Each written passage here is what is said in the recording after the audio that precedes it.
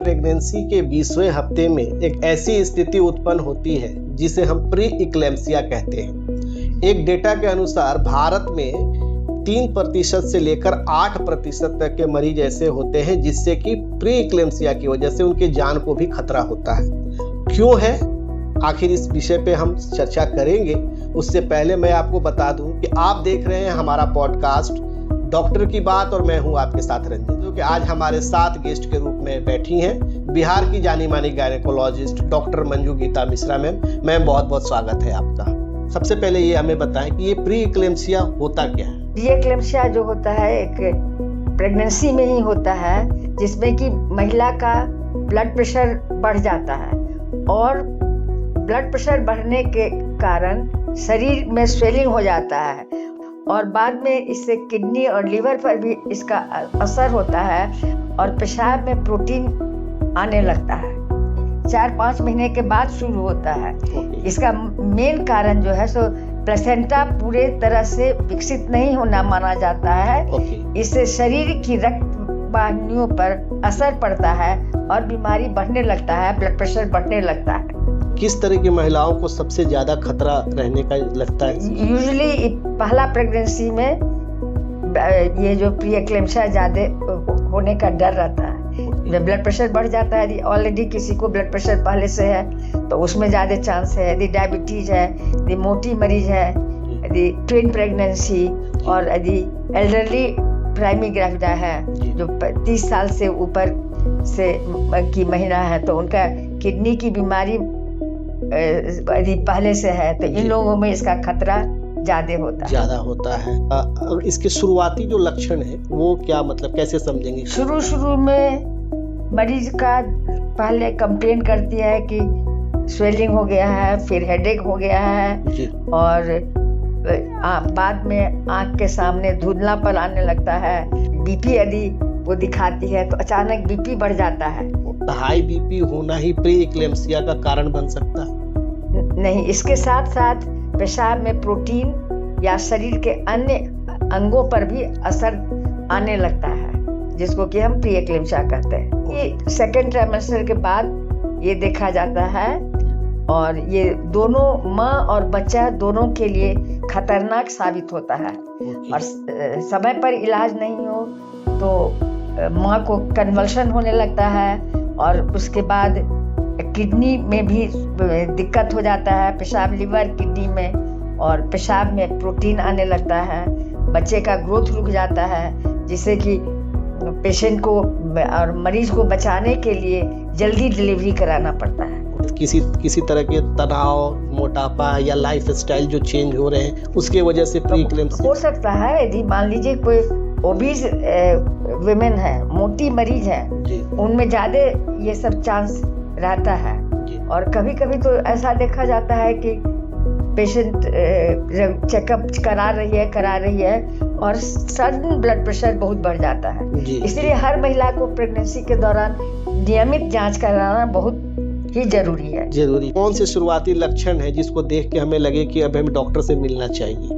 यदि उसका हेडेक होने लगा, आंख के सामने धुंधलापन होने लगा, और यूजुअली ये जो है तो 20 सप्ताह के बाद खास करके देखा जाता है। उसके पहले अर्ली में नहीं, 5 महीना हो जाता है उसके बाद। तो हमेशा मरीज को इसीलिए हम लोग कहते हैं कि शुरू में तो महीने दिखाने कहते हैं, उसके बाद कहते हैं कि 20 वीक्स के बाद हर 15 दिन में मरीज को दिखाइए और लास्ट में फिर हर वीक दिखाइए। ओके, तो क्या हम ऐसा समझ सकते हैं कि रेगुलर ANC चेकअप के दौरान भी इसे पकड़ा जा सकता है? एकदम, यदि रेगुलर चेकअप महिला कराती रहे तो इनको पकड़ा जा सकता है, जल्दी इलाज होगा, जिससे कि बच्चे भी सेफ रहेंगे, माँ भी सेफ रहेगी। अगर हम इसके इलाज की बात करें कि इलाज में हम क्या करते हैं? मरीज को तो सबसे पहले हॉस्पिटलाइज करना होता है जी। हॉस्पिटलाइज करके उसका ब्लड प्रेशर रेगुलर देखना होता है, वेट मरीज का देखना होता है और यूरिन में प्रोटीन देखते हैं। क्या शुरू में यूरिन में प्रोटीन भी आना शुरू हो जाता है? यदि ब्लड प्रेशर बढ़ेगा तो पूरा देह स्वेलिंग होने लगता है। क्या प्री इक्लेम्सिया में नॉर्मल डिलीवरी की संभावना रहती है? हाँ जरूर, यदि कंट्रोल करके हम लोग प्रेगनेंसी इंड्यूस करते हैं, नॉर्मल डिलीवरी की भी संभावना रहती है। ये जरूरी नहीं है कि हर प्री एक्लेम्सिया के मरीज को सिजेरियन ही करना पड़े, लेकिन यदि ब्लड प्रेशर कंट्रोल नहीं होता है दवा सबसे, तब यदि हम लोग इंड्यूस करने से भी असर नहीं होगा तो हम लोग उसको सिजेरियन करके बच्चा निकाल देते हैं। तो क्या हम ये भी कह सकते हैं कि पहली प्रेगनेंसी में इस प्री एक्लेम्सिया से खतरा ज्यादा रहता है? हाँ, पहले प्रेगनेंसी में प्री एक्लेम्सिया होता भी ज्यादा है। हर मरीज को यदि दिखाते रहेंगे तो जल्दी पता चल जाएगा। रेगुलर ब्लड प्रेशर कंट्रोल रहेगा और उनको रेगुलर चेकअप कराते रहेंगे तो और समय पर यदि डिलीवरी किया जाएगा तो इसके कॉम्प्लिकेशंस को रोका जा सकता है। बात करें प्रेग्नेंट महिलाओं की, गर्भवती महिलाओं को, उनको क्या क्या सावधानियां रखनी चाहिए प्री एक्लेम्सिया की स्थिति में? प्री एक्लेम्सिया की स्थिति में वही रेस्ट हम लोग ज्यादा करते हैं, रेस्ट करते हैं, ब्लड प्रेशर कंट्रोल करके ब्लड प्रेशर रेगुलर दिखाते रहें और रेस्ट में रहें, रेगुलर दवाई खाएंगी, रेगुलर चेकअप कराएंगी तो जल्दी कंट्रोल होगा, कॉम्प्लिकेशन नहीं होगा। ज्यादातर देखा जाता है कि ग्रामीण क्षेत्रों में प्री एक्लेम्सिया के मरीज काफी ज्यादा आते हैं, क्योंकि वहाँ चेकअप नहीं कराती हैं, ब्लड प्रेशर पता नहीं रहता है, एकाएक ब्लड प्रेशर बढ़ जाता है। जब कन्वल्शन आने लगता है तभी वो आकर के दिखाती हैं, तब पता चलता है। प्री एक्लेम्सिया की इस स्थिति में किसी मरीज के परिवार या फिर उसके पति की क्या भूमिका होनी चाहिए?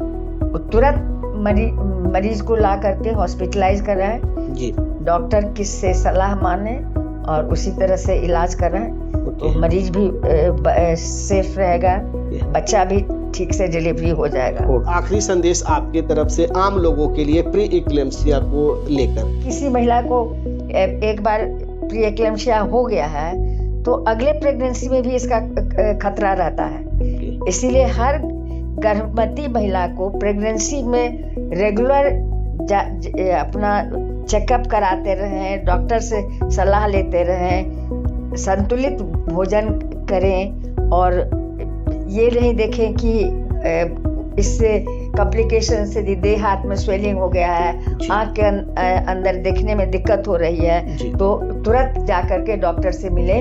खास करके ग्रामीण की महिला जो है इसके बारे में वो और नहीं ध्यान देती हैं और लास्ट स्टेज में आती हैं जबकि कन्वल्शन बहुत ज़्यादा होने लगता है, तब मरीज के लाइफ पर भी रेस रहता है। ये था हमारा आज का विषय प्री एक्लेम्सिया को लेकर। उम्मीद है कि एक एक बात जो मैम ने बताई है आप सभी को प्री एक्लेम्सिया से संबंधित, ये सभी के लिए बहुत ही ज़रूरी है। इसके बावजूद भी अगर आपके प्रश्न कुछ ऐसे हैं प्री एक्लेम्सिया को लेकर तो हमारे इस वीडियो के कमेंट बॉक्स में आप जाकर अपने प्रश्न को रख सकते हैं, ताकि अगली बार जब हम दूसरी वीडियो में आएंगे तो आपके उस प्रश्न को रखेंगे और उसका समाधान भी हम मैम के द्वारा देने का पूरा प्रयास करेंगे। वीडियो कैसा लगा हमें जरूर बताएं। सभी के लिए हमारा एक प्रयास है कि डिजिटल मीडिया के माध्यम से आप सभी को हम जागरूक करें। ऐसे ही हमारे वीडियो को देखते रहें, लाइक करें, कमेंट करें और सब्सक्राइब भी करें। धन्यवाद।